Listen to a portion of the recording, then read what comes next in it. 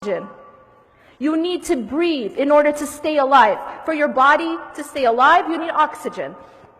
And everyone in this hall knows that if you are deprived of oxygen, you will only be able to survive for a very short amount of time, and then you will die. Agreed? Now the heart also needs oxygen. And it's interesting because the trees, what do they give us?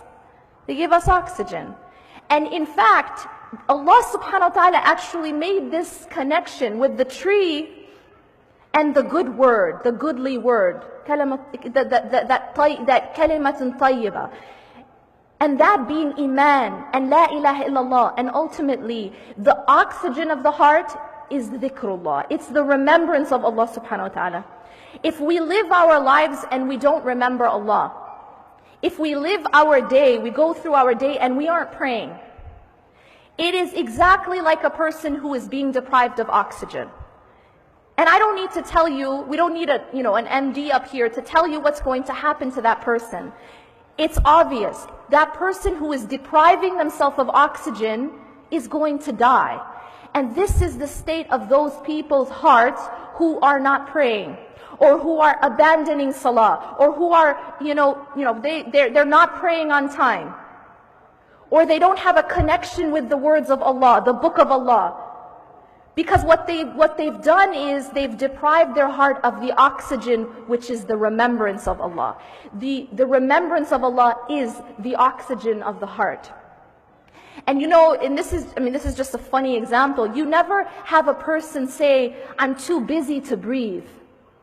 Right? You don't have anyone say, I'm in a really important meeting, so I'm going to breathe tonight.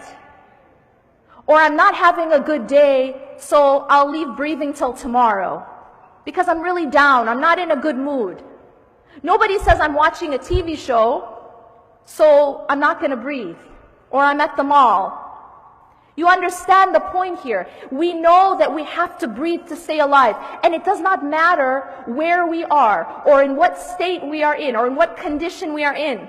Even when you're in US airports, you still breathe, right? Yeah? What happens when salah time comes and you're in an airport? Your salah is your oxygen. You cannot think of it as anything less. And if you do, that's why your heart ends up dying. Really, it isn't rocket science. When people want to understand why they're having a spiritual crisis, it really is not complicated. It always goes back to the salah, because the salah is the life of the heart. And a person has to first abandon the salah, or somehow put salah aside, in order to be able to get off the straight path. So the salah becomes a protection, and it is also the life of the heart. Now we also know to take care of the body we need food. We have to feed the heart. What is the food of the heart? It is also the remembrance of Allah.